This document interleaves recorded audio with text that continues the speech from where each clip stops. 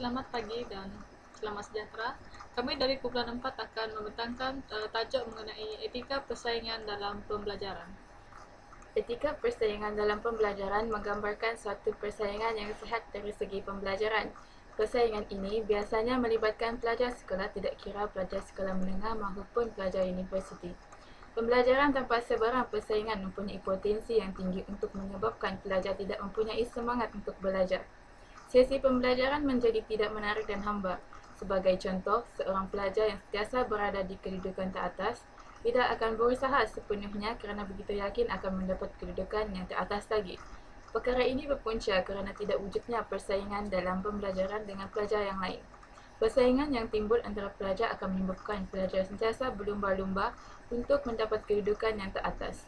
Mereka akan sentiasa memberikan usaha yang paling tinggi demi memperoleh kemenangan. Mereka akan sentiasa memberi usaha yang paling tinggi demi memperoleh kemenangan tersebut.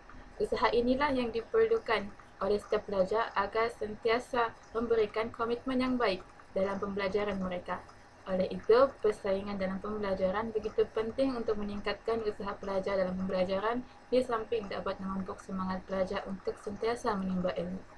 Namun, persaingan yang wujud antara pelajar ini harus dititik beratkan kerana mungkin wujud dari dua segi, iaitu persaingan yang baik maupun buruk. Persaingan yang baik sudah tentulah melibatkan persaingan yang sihat antara pelajar.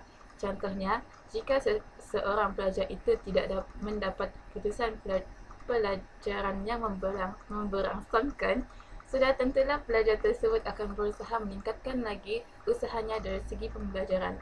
Jika pelajar tersebut menggunakan cara kekerasan seperti memukul atau mengugut, ini dapat diklasifikasikan sebagai persaingan yang tidak sihat kerana mendatangkan ancaman kepada pihak lawannya.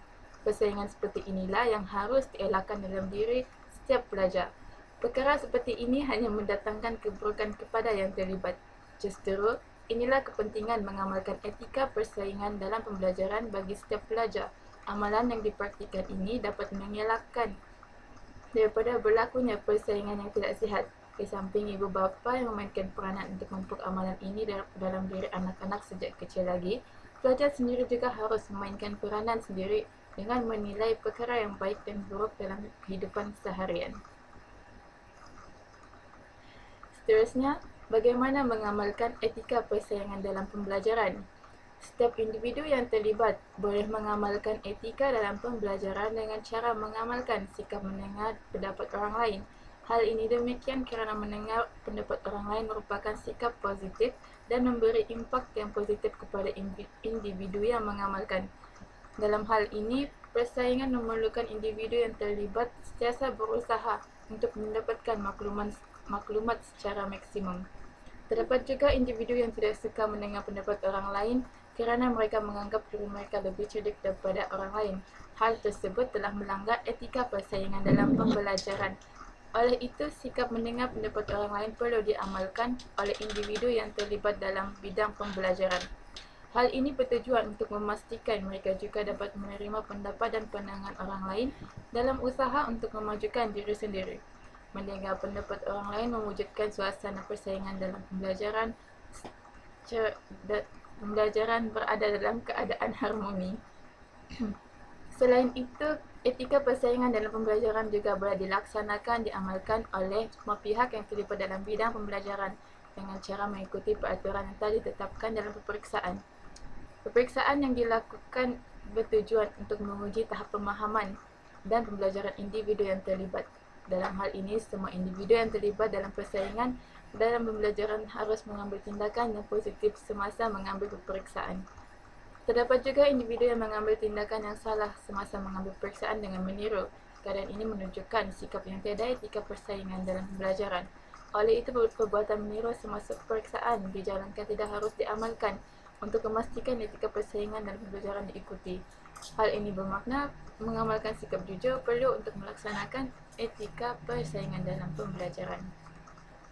Seterusnya, perkongsian ilmu dengan individu yang lain juga perlu dilakukan untuk melaksanakan etika persaingan dalam pembelajaran. Dalam hal ini, individu yang terlibat dalam persaingan pembelajaran akan berganding bahu untuk mempelajari ilmu pengetahuan yang baru. Perkongsian ilmu dengan individu yang lain menyebabkan persaingan dalam pembelajaran wujud. Hal ini demikian kerana setiap individu akan bersaing antara satu sama lain untuk menonjolkan pengetahuan masing-masing. Dalam hal ini, semua pengetahuan yang dimiliki oleh individu yang terlibat perlulah dikongsi dengan berfakta yang betul. Perkongsian ilmu yang tepat dan betul dengan individu yang lain menunjukkan sikap terbuka dalam kalangan masyarakat yang terlibat dalam bidang pembelajaran. Hal ini sudah tentu menunjukkan individu yang terlibat mengamalkan etika persaingan dalam pembelajaran. Seterusnya adalah faktor-faktor yang mendorong kita mengamalkan etika persaingan dalam pembelajaran. Faktor yang pertama adalah tanggungjawab terhadap diri sendiri. Kita harus sadar akan tanggungjawab kita sebagai pelajar. Dengan adanya etika dalam diri kita, maka secara tidak langsung kita dapat mendisiplinkan diri kita sendiri. Sebagai contoh, kita harus datang awal ke kelas agar tidak mengganggu proses pembelajaran kita dan tidak ketinggalan dengan ilmu yang diberikan oleh guru ketika itu. Kita datang ke sekolah untuk belajar mendapatkan ilmu untuk diri kita sendiri. Menghormati guru juga amat penting kerana mereka yang memberi ilmu kepada kita. Dengan adanya etika yang baik dalam diri kita, ilmu yang diberikan oleh guru berkenaan juga terasa diberkati. Faktor yang seterusnya adalah tanggungjawab terhadap ibu bapa. Kita juga harus ingat yang kita ke sekolah dengan membawa begitu banyak harapan daripada ahli keluarga, terutama ibu bapa kita. Semua ibu bapa sudah pasti sangat mengharapkan sebuah kejayaan dari anak-anak mereka. Ibu bapa sentiasa inginkan anak-anak mereka untuk memperoleh kejayaan dalam diri mereka. Bukan untuk mengharapkan balasan dari anak-anak mereka, tetapi untuk melihat anak-anak mereka berjaya dan mendapat kesenangan pada masa akan datang. Oleh itu, kita harus belajar dengan bersungguh-sungguh serta menanam azam dalam diri kita untuk diri kita sendiri dan juga orang tua kita. Faktor yang ketiga adalah tanggung jawab terhadap ilmu. Etika dalam belajar juga perlu agar kita bertanggung jawab terhadap ilmu yang diberikan kepada kita. Kita perlu mempunyai etika dalam menggunakan ilmu agar ilmu yang diperoleh itu tidak disalahgunakan. Ilmu yang kita miliki harus dimanfaatkan sebaik-baiknya untuk diri kita dan juga masyarakat di sekeliling kita. Faktor yang keempat, tanggungjawab terhadap masyarakat dan negara. Beretika dalam belajar juga akan memupuk rasa tanggungjawab kita terhadap masyarakat dan juga negara. Hal ini kerana kita merupakan tunggak negara untuk masa akan datang. Kita harus mempelajari segala ilmu dengan baik untuk digunakan dalam membantu negara kita membangun suatu ketika nanti. Jika kita tidak mempunyai etika masa belajar, maka kita juga sukar untuk mempelajari sesuatu yang baru, apalagi untuk kita menjadi seorang pemimpin suatu ketika nanti. Kesan positif apabila kita mengamalkan persaingan dalam pembelajaran adalah semangat untuk bersaing sentiasa dipraktikkan dalam kehidupan kita dan seterusnya menjadikan kita tabah dan sentiasa ingin mencapai matlamat kita dengan penuh semangat dan keinginan. Kesan positif seterusnya adalah kita tidak akan tunduk kepada kelemahan, malah akan mencuba sedaya upaya kita untuk memperbaikinya supaya kita menjadi yang terbaik dalam kalangan pelajar. Kita juga tidak akan mudah berputus asa, malah sedia untuk menghadapi segala rintangan dan kesusahan dalam pembelajaran dengan semangat yang ingin bersaing untuk menjadikan diri yang terbaik dalam kalangan pelajar. Walaupun kita menjadi pelajar yang terbaik dalam kalangan pelajar, kita memperhatikan amalan yang baik dan sehat semasa bersaing dengan pelajar lain. Misalnya, bersama-sama berkongsi maklumat, menolong sesiapa yang lemah dalam pembelajaran, sikap pentingkan diri sendiri dihindar agar etika bersaing dalam pembelajaran adalah etika yang positif. Pada peringkat universiti juga, pengajaran dan pembelajaran etika penting sebagai satu persediaan yang menjadikan pelajar dengan situasi sebenar pekerjaan dan seterusnya penerapan nilai-nilai beretika. Melalui ilmu etika yang dipelajari dan difahami, para penuntut akan didedahkan dengan sebarang bentuk konflik dunia pekerjaan yang akhirnya menuntut kejujuran dalam melaksanakan tanggungjawab. Persaingan untuk mendapatkan cerdik pandai dan bakat akan merupakan medan peperangan global yang utama di masa depan. Menggalakkan tenaga kerja yang berkemahiran, berilmu pengetahuan, terlatih dan pandai menyesuaikan diri. Meningkatkan keupayaan pengetahuan dan inovasi negara serta memupuk minda kelas pertama. Motivasi pelajar tidak hanya menggerakkan pelajar agar aktif dalam pelajaran, tetapi juga mengarahkan dan menjadikan pelajar terdorong untuk belajar secara terus-menerus, walaupun dia berada di luar kelas ataupun setelah meninggalkan sekolah. Proses menimbulkan semangat dan keaktifan pada diri pelajar sehingga dia benar-benar bersedia untuk belajar. Proses yang menyebabkan perhatian pelajar tertumpu kepada satu arah atau tujuan pada satu masa, iaitu tujuan belajar. Menunjukkan ketekunan yang tinggi dalam menimba ilmu pengetahuan. Kesan negatif. Walaupun etika membawa maksud perkataan yang baik, akan tetapi kitalah yang salah memperhatikannya dalam semua aspek kehidupan kita. Misalnya, perasaan iri hati dan cemburu mudah berlaku apabila pelajar bersaing antara satu sama lain untuk mencapai keputusan yang baik. Terdapat dalam kalangan mereka yang mementingkan diri sendiri tidak ingin berkongsi maklumat mereka dengan kawan lain lantaran takut kalah daripada mereka dari segi keputusan akademik. Selain itu, perasaan iri hati itu akan mendorong seseorang itu menimbulkan perasaan dengki terhadap seseorang hanya kerana mereka lemah dalam akademik daripada seseorang. Perasaan dengki, iri hati dan pentingkan diri adalah sifat yang sama sekali dilarang oleh Yang Maha Esa. Kegagalan dalam persaingan akan mengakibatkan seorang berfikiran negatif atau berputus asa dalam pelajaran.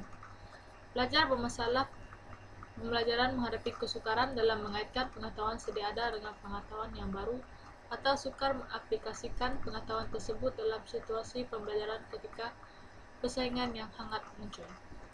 Pelajar yang mempunyai kemahiran sosial yang lemah didapati sukar untuk mencari kawan dan diketepikan oleh pelajar lain semasa situasi persaingan berlaku.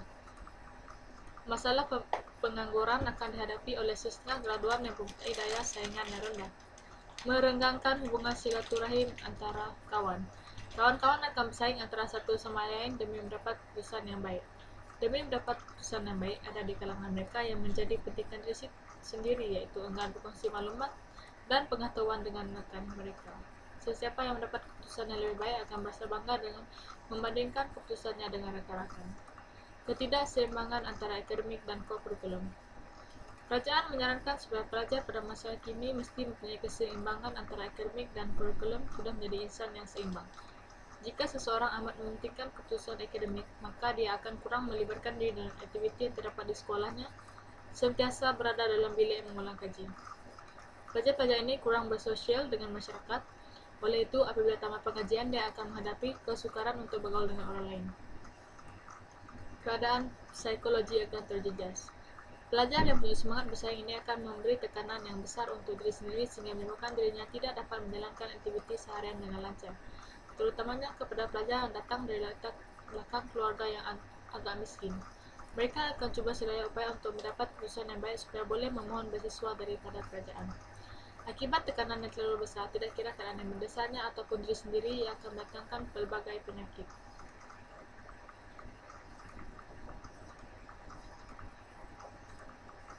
Seterusnya, apakah kesan mengamalkan etika persaingan dalam pembelajaran?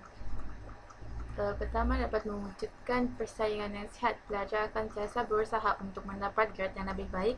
Kualiti pelajar yang dihasilkan adalah lebih baik. Cara berfikir yang lebih efektif dan tidak hanya bergantung dengan tenaga pengajar, dan pelajar akan sentiasa berfikir secara kultivasi, memberi motivasi kepada pelajar di mana pelajar akan sentiasa berlumba-lumba untuk mendapat keputusan yang baik dan memberikan usaha 100% dan bukan hanya sekadar lulus saja. Cara manusia memandang dunia pada persepsi yang berbeza, di mana mereka akan sentiasa berusaha keras agar dapat membuka peluang pada masa hadapan. Jika tidak diamalkan etika persaingan dalam pembelajaran, pelajar telah digalakkan dengan rekan-rekannya agar mendapat keputusan peperiksaan yang lebih baik berbanding dengan mereka supaya menarik hati guru-guru dan ibu bapa. Mereka akan belajar bersungguh-sungguh untuk kemenangannya antara satu sama lain. Jika pelajar tidak mengamalkan etika persaingan dalam pembelajaran, pelajar tersebut akan kehilangan dorongan untuk belajar. Mereka tidak mengejar sebarang kemajuan dan pencapaian dalam pembelajarannya. Kualiti pelajar dapat ditingkatkan melalui etika persaingan dalam pembelajaran. Tanpa elemen yang penting ini, kualiti pelajar dijangka akan merosot secara berterusan. Tanpa etika persaingan dalam pembelajaran, Malaysia akan melahirkan generasi yang kurang persaingan berbanding dengan generasi negara lain kerana tidak dilengkapi oleh ilmu, pengetahuan dan semangat bersaing.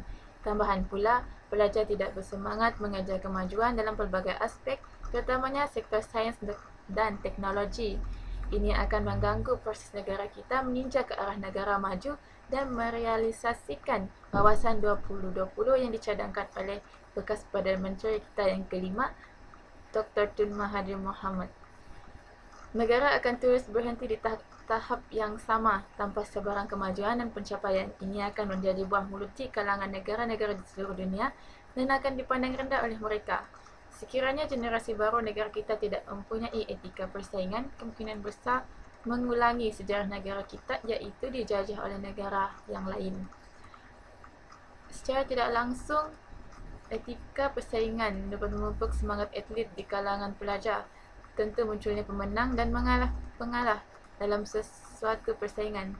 Pemenang akan belajar sikap rendah hati dan terus belajar supaya mengekalkan kedudukannya sebagai pemenang. Ini dapat melahirkan suasana belajar yang dapat menarik minat pelajar untuk belajar. Dengan adanya etika persaingan pelajaran, pelajar lebih mengambil peduli terhadap pembelajarannya kerana mereka ingin menjadi pemenang dalam bidang akademik. Sebagai konklusinya, eraninya persaingan dalam pelajaran terutama dalam kalangan pelajar mempunyai baik dan buruknya. Persaingan yang baik sangatlah digalakkan untuk membawa diri ke arah yang lebih baik. Oleh yang demikian, kita sebagai golongan dewasa seharusnya membimbing anak-anak agar tidak menjadikan persaingan ini sebagai satu alternatif yang buruk untuk mendapatkan sesuatu yang baik.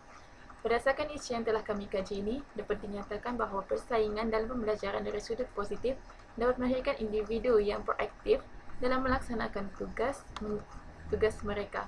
Walau bagaimanapun dari sudut negatif, amatlah tidak digalakkan kerana ia boleh merenggangkan hubungan silaturahim. Memang tidak dapat dinafikan bahawa persaingan ini membolehkan mereka mendapat keputusan yang baik, tetapi juga boleh menjadikan anak-anak seorang yang mementingkan diri sendiri dan akan merendah-rendahkan pihak lawannya. Kesannya, sekiranya situasi ini dibawa ke peringkat yang lebih tinggi, ia boleh meruntuhkan institusi negara sebagaimana yang kita lihat pada dewasa ini. Pemusuhan akan berlaku dan isu yang tidak sewajarnya diperbesarkan hanya kerana ingin menjatuhkan pihak lawan. Ada juga pihak yang menyentuh hal-hal keagamaan yang tentunya amat sensitif bagi kita golongan yang beragama ini, sekaligus menyebabkan hilangnya etika dan akhlak dalam sebuah institusi negara yang sepatutnya kita pelihara. Oleh yang demikian, marilah kita sama-sama membawa pemikiran masyarakat Malaysia ke arah yang lebih matang agar menjadi contoh kepada anak-anak. Kita juga sewajarnya menunjukkan etika dan akhlak dalam hidup mereka. Anak-anak merupakan khazanah negara yang patut kita bentuk dengan sebaik mungkin kerana mereka merupakan tonggak negara pada masa akan datang. Sekian saja pembincangan kami pada hari ini. Sekian, terima kasih.